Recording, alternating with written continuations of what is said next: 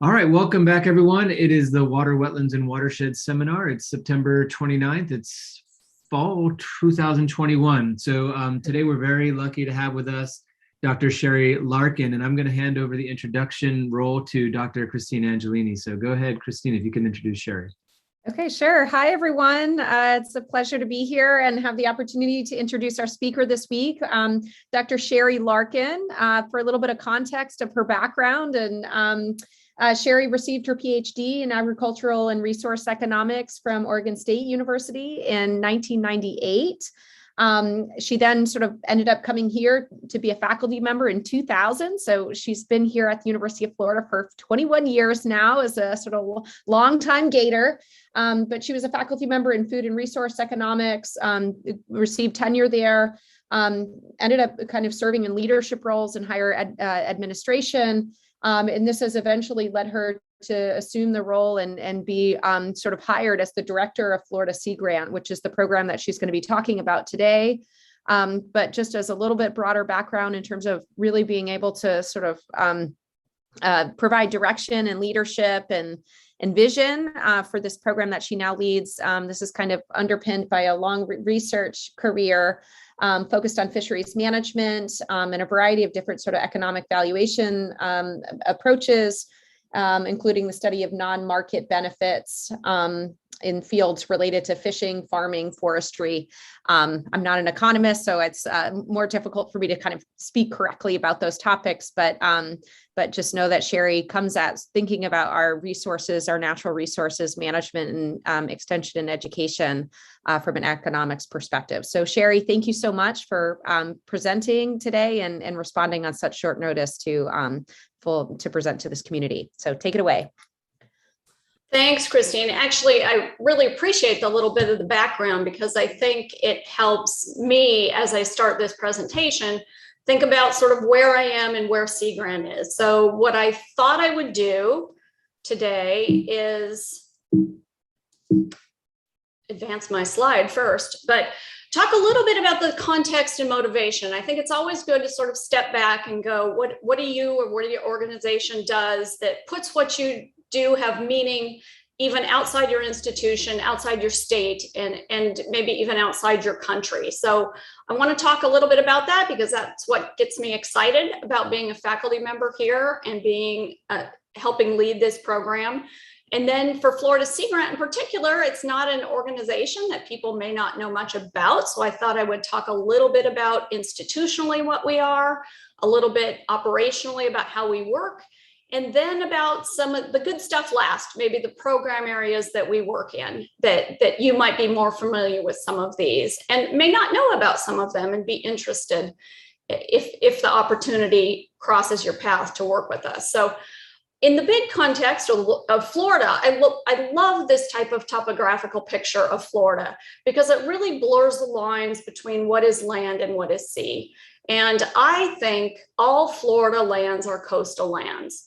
On paper, only 35 of our counties have coastal areas, but you can see from this that what our watersheds are and how we define them and how we look at them very much show how the water-based environment affects nearly everything we do. And as a resource economist, economists get sometimes the bad rap for being the dismal science because we like to look at numbers. But it's because we use our resources and we use them in ways, use values and non-use values that have real dollar values behind them in terms of what people feel about them. And those should be factored in policymaking decisions. And in the last 5 years, you've really seen this take off. And matter of fact, there was an article in Science by some of my colleagues at other universities that were arguing for some of these values to be brought in the forefront. So for me, thinking about this is this blue economy or blue ocean or blue world. Every organization has its own twist, but I think the EC, the European Commission, was the first to come out with sort of their depiction of what it meant. And I liked the focus on economic activities and how they can help create wealth. That's what happened on land, right? Once you have ownership of land, you can get wealth on the land if you improve it, for instance. But this idea of using the ocean to enhance not only the ocean, but also the coastlines and the resilient coastlines and how it can contribute that.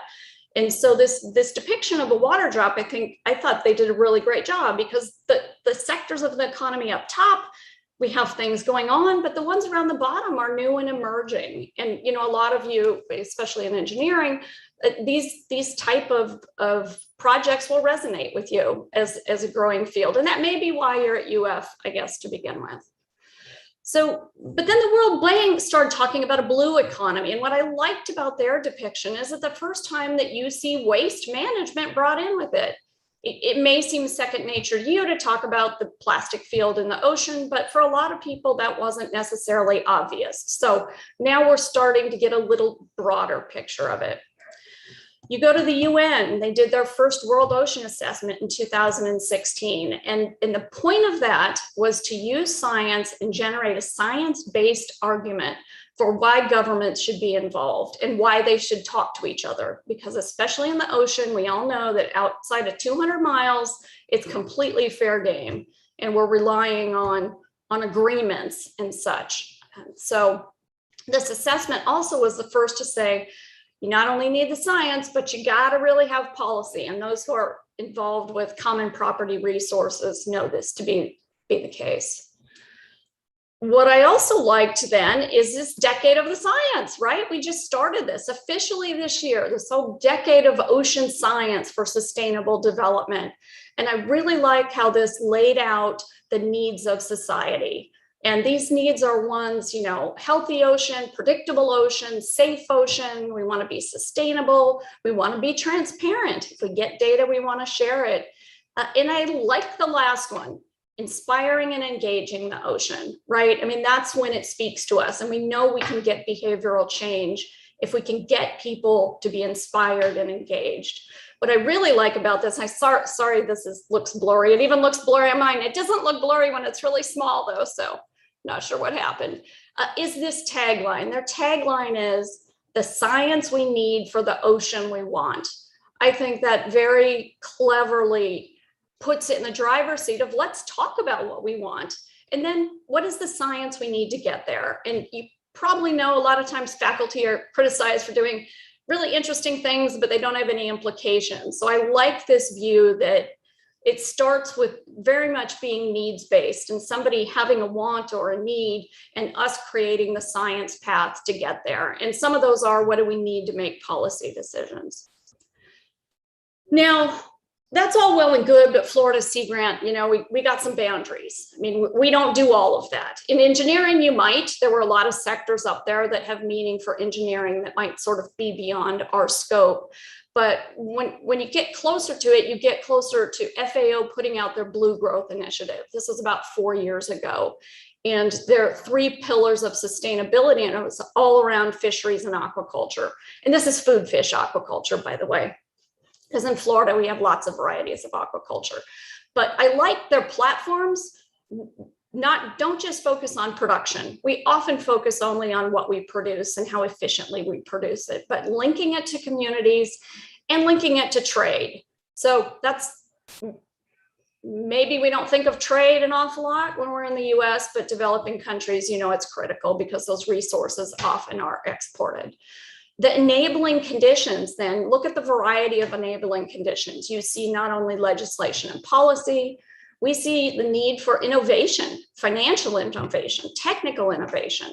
We certainly need public-private partnerships because really the government shouldn't do it all. Yes, they should do some. Private sector shouldn't do it all, but yes, they should do some.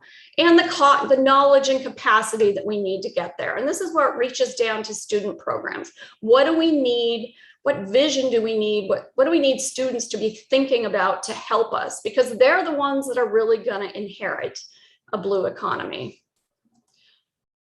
Okay, so now what is Sea Grant? How do we play this role? Those are the kind of things I think about when I think about why it is we're in this space and what we could possibly do.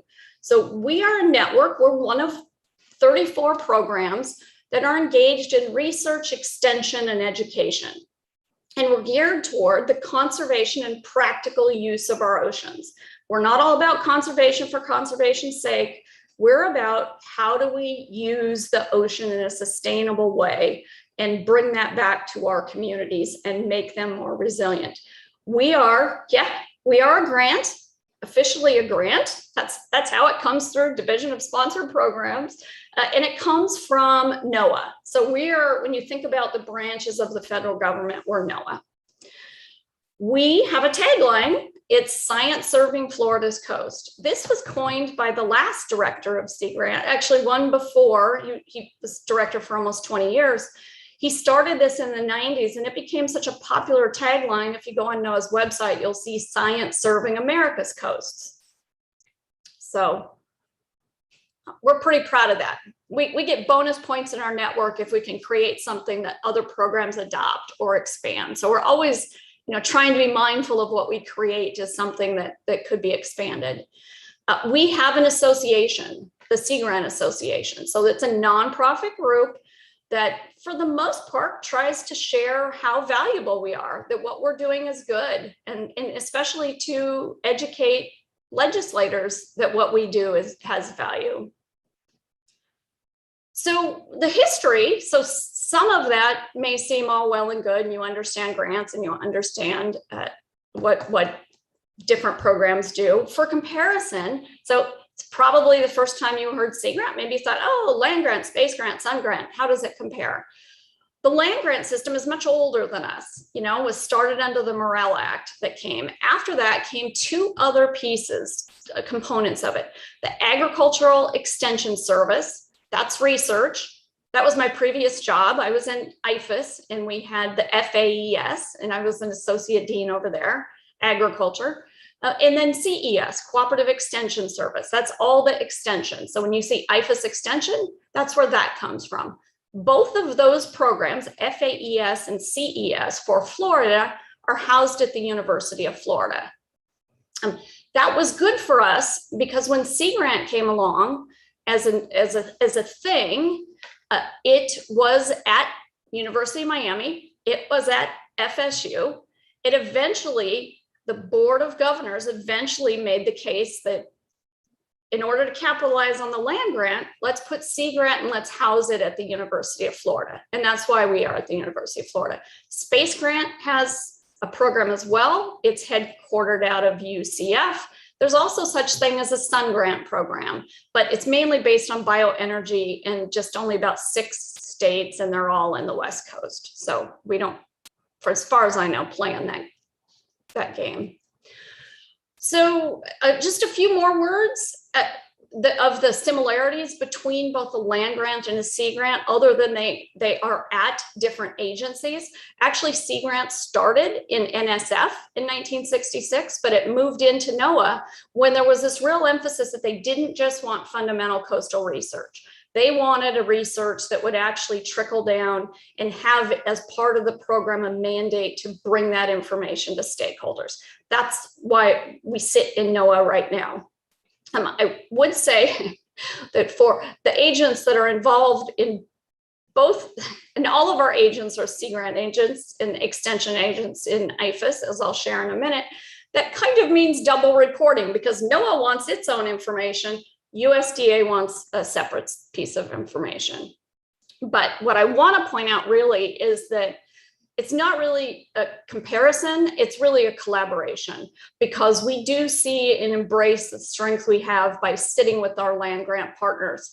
And there are fewer than a handful of those 34 programs that actually sit at their host site with their land grant partner. So our model is actually quite different than most other states as Sea Grant programs go.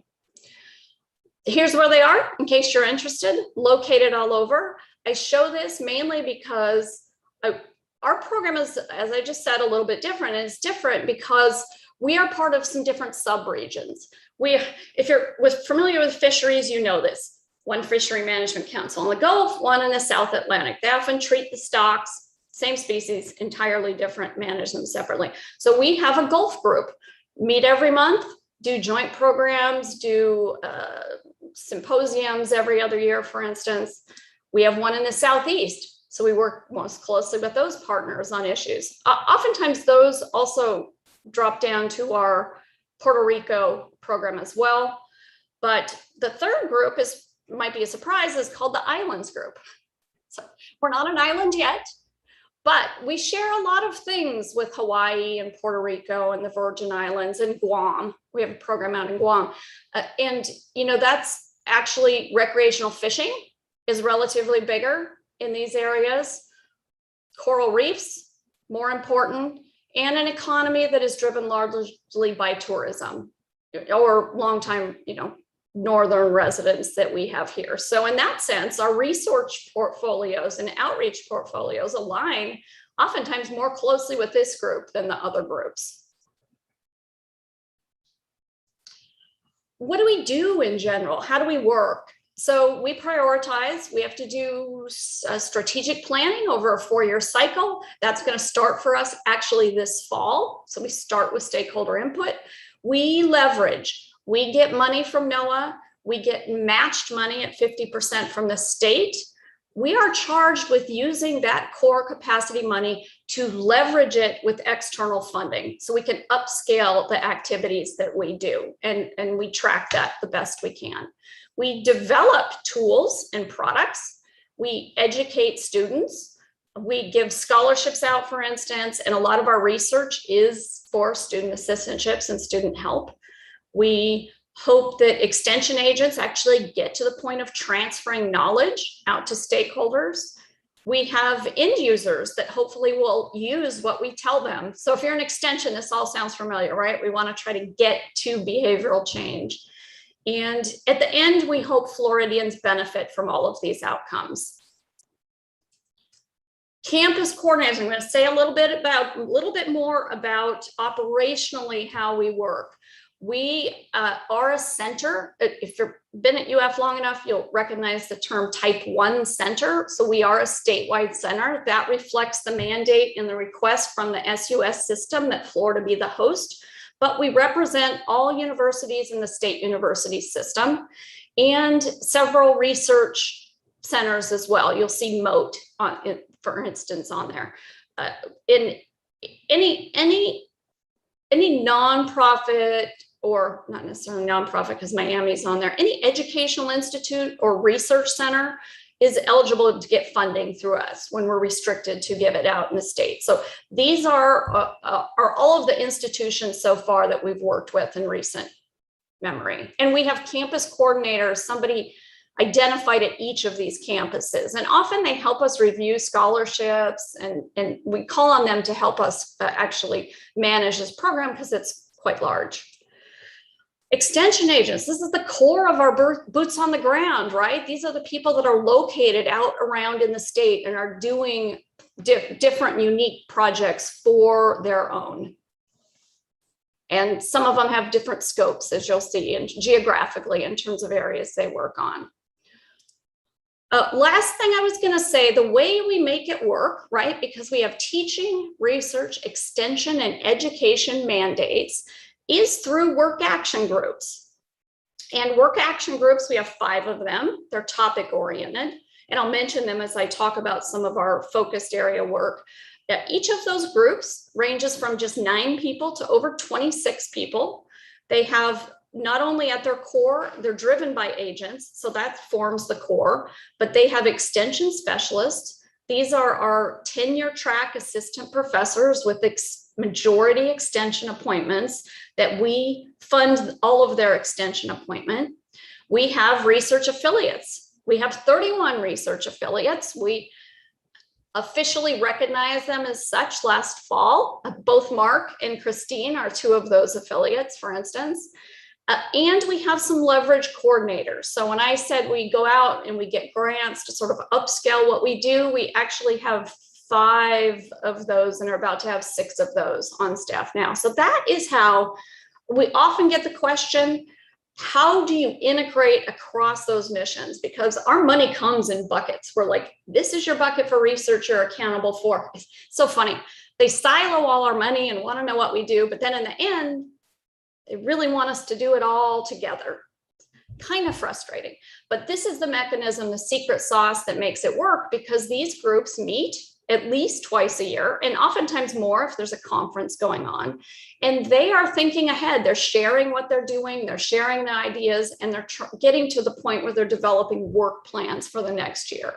So this is where researchers are working with an extension and with education and trying to share information. And you know, when you share information, it makes everybody's program stronger, because everybody can be an advocate for what everybody else is doing and try to facilitate interactions. I mean, that's a big part of what we try to do, is to make sure that people know and find other like partners to help strengthen their own programs. Okay, so now what do we do? This is the fun part. So we nationally, there are 4 national focus areas. Healthy coastal environments. That's mostly anything we do that is charged with improving the quality of an environment. We have sustainable fisheries and aquaculture, all types of fisheries, all types of aquaculture. We have resilient communities and economies. So this is where we're focusing on communities and economies. I just repeated myself, but this is where you're looking at, say, how resilient a community is. Like, what is their CRS rating? Can we do anything about that? Or how dependent are they on a particular fishery? Where are they vulnerable because of what these communities depend on? And then the last is environmental literacy and workforce development. So this is the pure education. Some of what we do is educating the general public, say, on how to eat seafood. The other is K through 12 curricula, programs that teachers can actually take back into the school. And the last piece is workforce development. How can we train people to improve the skills that they can use on their job, or to get another job, or just be more skilled and be able to even message that they're more sustainable because of some training that they've had. So under healthy coastal environments, I'll just talk a little bit about some main things we have going on. One is seagrasses. As many of you might know, we had some agents that developed an Eyes on Seagrass program. It's meant to be a citizen science program. It started in Charlotte County, but kind of was upscaled as a result of Piney Point.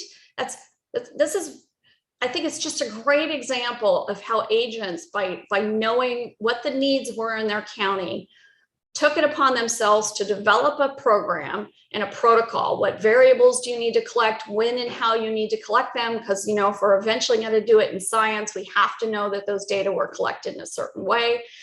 And it was ready to use, and it was upscaled when it was needed. So that's why we meet as WAGs, to get ahead of the game, and why we're constantly trying to keep a mind out for what is going to be needed, right?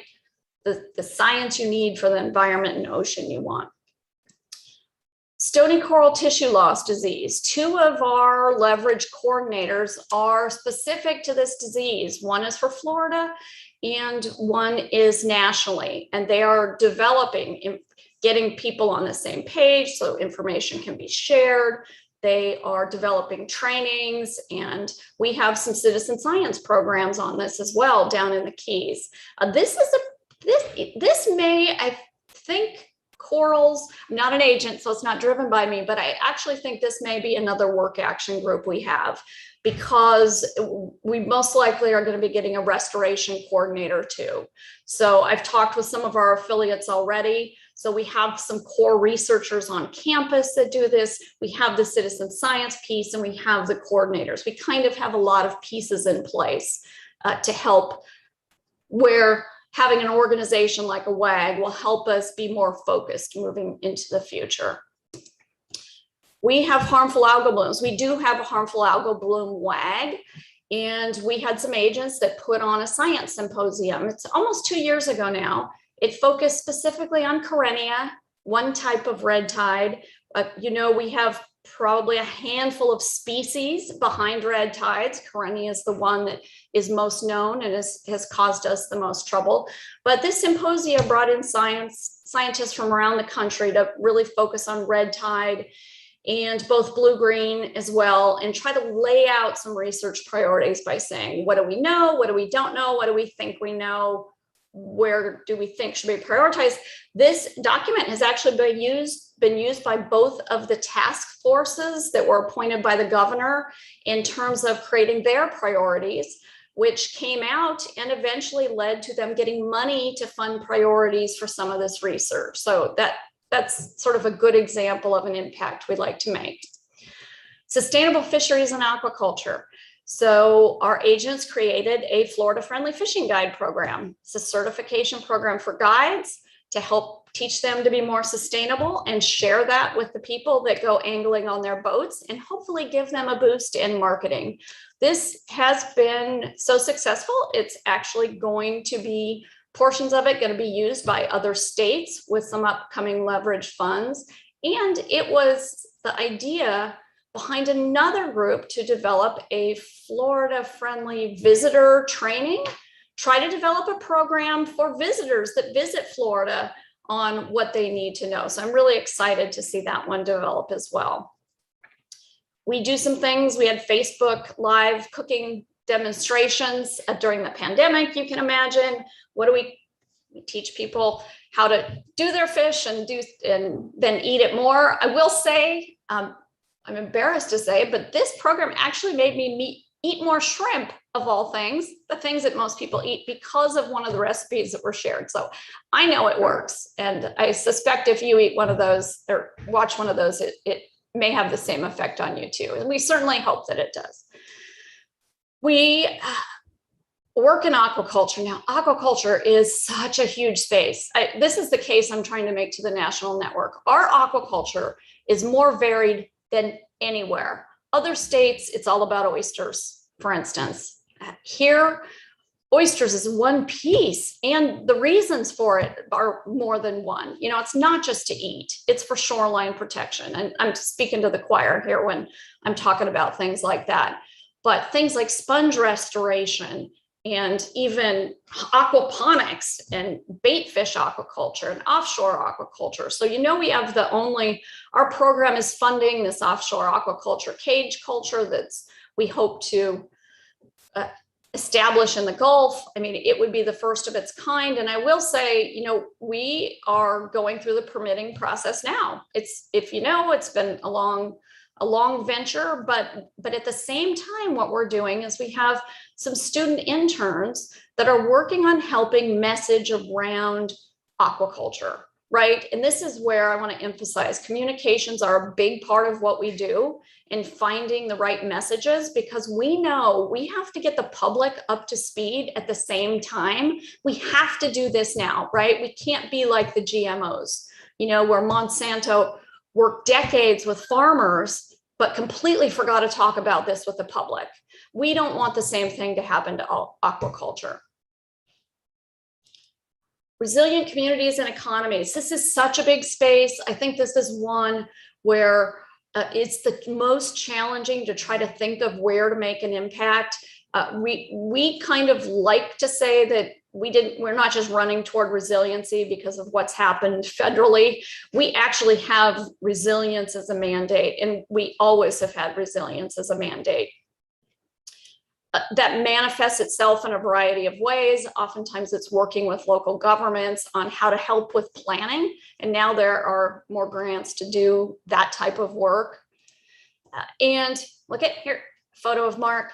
So, but living shorelines, you know, I don't want to lose sight of the fact that these living shorelines projects were started at UF by our faculty, and we are way ahead of the game. Not only are we installing living shorelines, but as you all probably know, we're trying to improve them and make them even better, and using unique and novel ways of doing that. So that's just quite exciting, I think.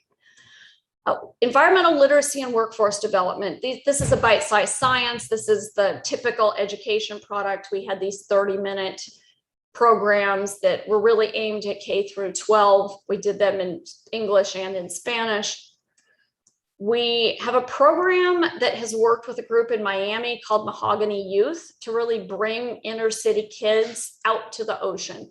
And these really aren't just any inner city kids. These are kids that had been struggling. These aren't your best ones at the top of the class that are going to make it to UF engineering anyway. These are kids that are out the bottom and actually almost ready to fall out of the system.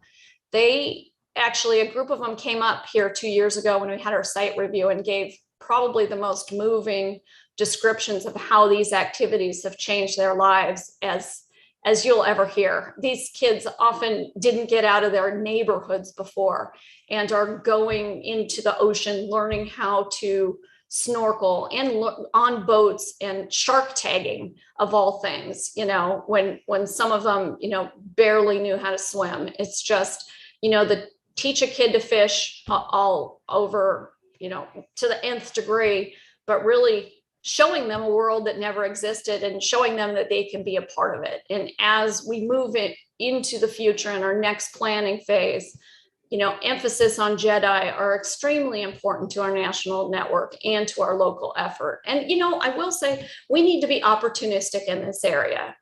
And so any and all ideas you have to focus with these groups, equity is not going to get them back in the game in any way, shape, or form. So we have to, when we see interest and motivation by groups that want to do something, we need to be here to help them. So let us know if you have any ideas.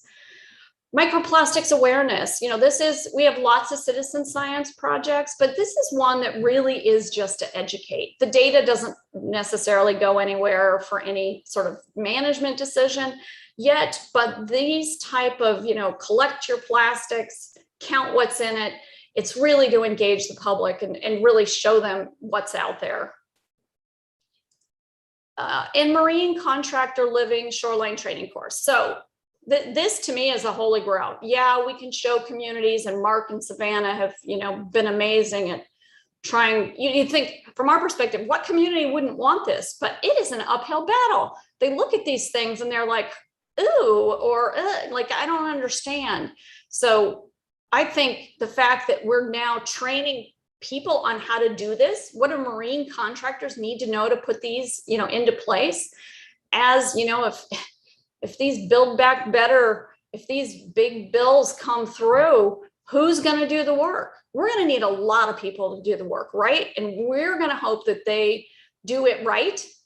Right? You always hope the right people do it the right way, because we care about the integrity of the ocean, and we need to do it right. So there you go. Tell people to take the course. And that's it. So I realize it's, hopefully we have just a little over 5 minutes or so, or I can't remember when we were supposed to stop, but if there are any questions about any of that or anything you'd like me to elaborate on, I wasn't quite sure what exactly folks might be interested in.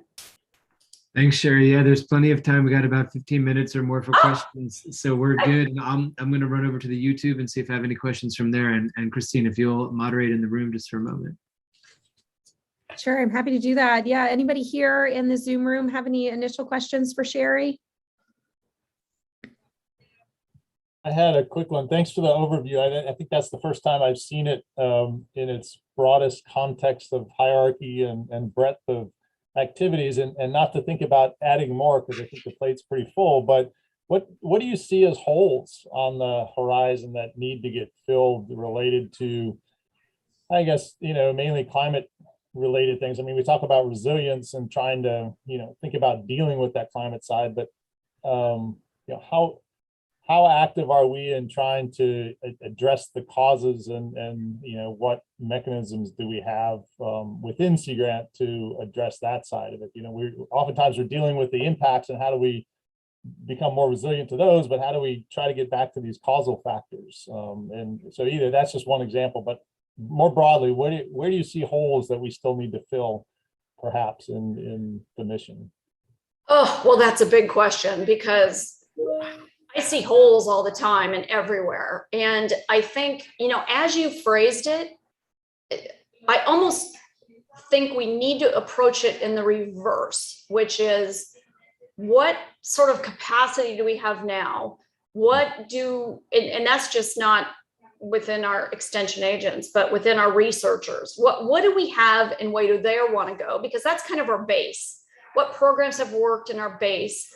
Then what could we possibly do? Because if we start with what is needed, I find often that takes us to places that we can't do anything about.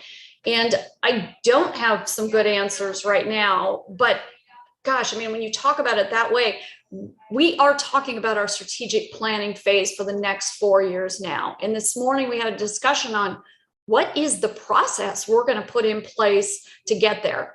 And it's not getting our advisory committee in telling us what they want. That's they're too focused. They know too much about what we've already done, right?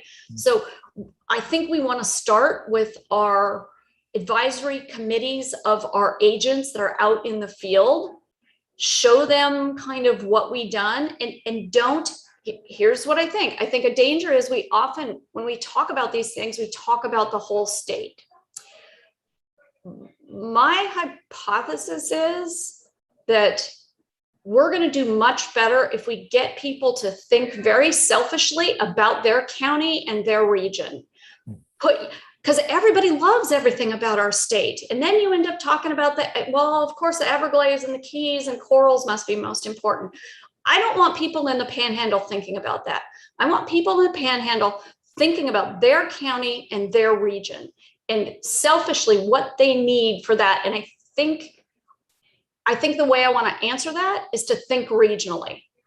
What is it that this county needs? At some point, yeah, we're going to have to balance what we do across these regions, but we want to do something for every region. I guess that's a premise, right? I'm going to say we want to do something for every region. We don't want all resources to flow in one way. And well, I'll stop there. Yeah, well, I mean, I think the reality of the diversity of the state just begs the need to look at it more regionally and not. I mean, holistic is good in one sense, but I think there are very specific regions that have different needs, and like you say, selfishly demands and needs. So yeah. And I'll say, just because this is when I struggle to make our case across a national network. Why? Because I think we're underfunded. We have the second longest coastline, third most populous county population. That means when you factor those two together, if you want to make if you're in Congress and want to make the bigger impact, where are you going to invest? It should be Florida. And I don't think we've messaged enough about our needs. I think the way to message about our needs is through the regionality that we haven't highlighted before. Thanks. All right, I'm going to facilitate. So David, please, you're unmuted and nicely raised hand, and then I'll go to Kathy. Sure. Well, sure. I just think, like the first map you showed that just, really the question of where's the sea and where's the land. And of course, that depends on what day you ask that question. And so we know that sea level rise is this existential threat to a lot of our, especially most populated places in the state. And we know there's adaptation and there's retreat and there's all sorts of approaches. But I wonder, not so much from an environmental perspective, but from a social and economic perspective. You talk about needing 50% local support or state support. And if we are seeing large scale demographic and population sort of reorganization, are we worried about really just like the sustainability of the social and economic system that we rely on to fund a program about conservation? I mean, it's like we don't have the tax base because if we lose the development and the residential taxes, and we're just kind of on a spiral. So do you think at that sort of multi-decadal scale at Sea Grant, and how we're going to deal with that big reorganization? So I can't tell you what we've thought about. Well, we first of all know we can only help in this space really rural based counties, small and medium sized counties. The Miamis of the world, the Houstons of the world have an entirely different tax base and resource base, and there's nothing we could do to help them, right? So we have kind of narrowed it down. We do have discussions. We have somebody in our program, a specialist, who only wants to message about abandonment and retreat. And so that is definitely on our mind. But is that possible? You got to weigh what's possible with this. So we definitely are very much, what do we do? That's why I said this resilient communities and economies to me is the hardest one to wrap our head around. We are part of a RESA grant right now with a group of the Southeast Sea Grant folks. We looped in a new affiliate, Latoya O'Neill, and we're doing 2 stakeholder groups focused around JEDI. One, it's going to be in Atlanta. We can only do, those grants with $100,000 planning phase. So we're going to do one big charrette type event in Atlanta and one in Puerto Rico. So our Puerto Rico Sea Grant. And we hope to learn a lot from that about what could be our most impactful next steps in this space. But, a lot of what our agents do, if, students might not be as familiar with those county-based agents, they do spend a lot of time facilitating meetings, right? So Sea Grant, one beauty about what we are is we're not regulatory, which makes us a good partner for FDEP and FWC and even NOAA, because the moment those entities step into a room, you often regulatory, we're not regulatory. We're trying to help understand where we are with the science so that people understand what that is. So they do a lot of them facilitate meetings in their counties all the time. And so they know what topics like that get talked about at county commission meetings, for instance, that'll help us get closer to what we can do. Grand challenges for sure in terms of reorganization of our state. So Kathy, please go ahead to tip the direction of the conversation in a new way. I found your presentation very interesting. I lived in Hawaii for many years, and we had a very strong conservation community there, but it was basically upland. And we tried very hard the last few years that I lived there to get the marine scientists to work with the upland people, not just freshwater, but people working in upland environments.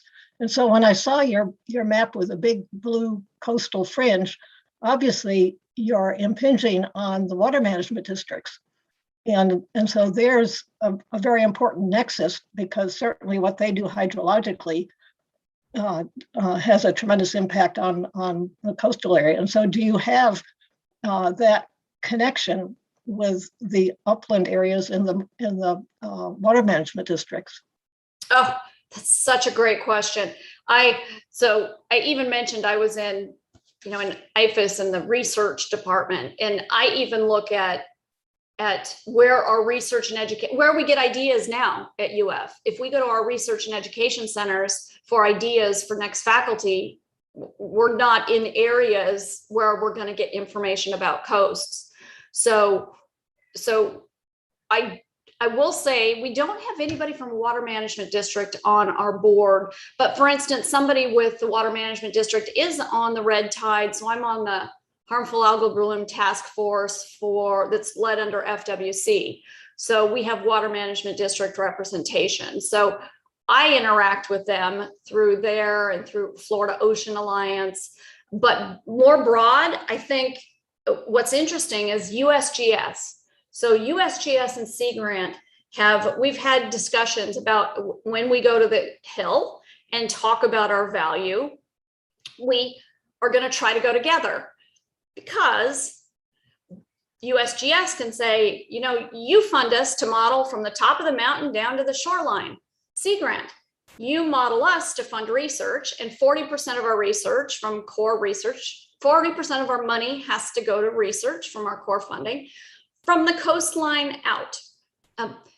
But collectively, we don't do that separately, because our models go from the tip of the mountain all the way out to our 200 miles and beyond. So we've had more of those conversations as a network about how we message USGS with us, but certainly water management districts are at the forefront. And that's a really good suggestion. I think as we embark on the next round, maybe that's a segment more. And if we do all of them, instead of just working with one or two, then maybe it'll have more of an impact. So thank you for pointing that out. Great, thanks, Kathy. And I see your Hawaii picture in the background, which is really nice. David, are there any questions from the Zoom room that I should be aware of? Oh, wait, you're muted at the moment. So, Actually, we do. We have one from a well-known character here. Elizabeth Stogler asks, our friend Betty asks, what do you see as Sea Grant's priorities in the next 5 years? Will they be the same? Oh, HABs, definitely, Betty, right? That's because Betty is our NOAA liaison for HABs right now. So I will tell you, there's been no guidance nationally, but those 4 focus areas are not going to change. Well, and they're so broad, why would you, right? So those 4 focus areas aren't going to change. The question of, is our program going to change? Well, I hope we do in some sense, because and that's what the next 2 years is about, right? Is gearing up for this next 4-year cycle. And I don't know. You know why I don't know? Because this is how we get information through our strategic planning process from the ground up. We do know some programs are going to continue, some key programs, but as I look at what's new going to come up, we do get some of our funding that's meant to be flexible to address emerging issues. I'll say one of them has been sargassum. We've used some of our flexible funds to fund a study on sargassum. So we want to be flexible. We know something's going to come up, but I'm really excited about our leverage coordinators, not just because Betty's on here, because these positions are 4 to 7 years for somebody to work on something. So we have 2 I mentioned in coral. We actually may get another. We have Betty and HABs. We have Nick Haddad in sustainable fishing in the Gulf, and that's really meant to have a barotrauma focus and fish descending device focus on it. And we have about to get we hired a Clean Vessel Act coordinator who's going to revive the Clean Marina program, starting with the Pump Out Nav app. It was in California and some other states. We're now going to have that here in Florida. So clean marinas and clean boating, that I hope upscales. Our program used to have a bigger focus on boating, but we're working on a study about liveaboards in the Keys and with clean marinas and with sea bins, right, that Maya's putting into different marinas. I think we can have more of an impact with boating that fits both residents and tourists alike. Gosh, when you talk about all these different topics, Sherry, you realize like the sort of consortium of things that Sea Grant is involved in. And I think that was, anyways, really well crafted today in terms of, giving us a broader overview of all the different ways in which sort of like, campus-based leadership, but also all the agents in all these counties are working on real problems and real challenges that our state's facing. So thank you. I have a question, but we can maybe wrap up for the time, which is but I'd follow up, but I'll wrap up for because we're at the top of the hour, but we'll say thank you so much, Sherry, for the discussion today. This was a great overview for your program, and hopefully new collaborations between students and faculty in the room and your agents and programs really kind of come out from this. So thank you. Yeah, and I appreciate the opportunity because it's as I think about this strategic planning, I just really get excited, right? And just a plug for, back to how we make it work, the coordinators are kind of free to just coordinate. They're not faculty that do the reporting, they're not agents that are bound. So these coordinators can really help us move ahead. And so, yeah, just, please feel free to contact me about anything. Thanks so much, Sherry. Really appreciate it. Thanks, everyone. We will see you next week, same time, same place. Until then, take care of each other and take care of yourself. Cheers. Bye. I learned a lot about Sea Grant.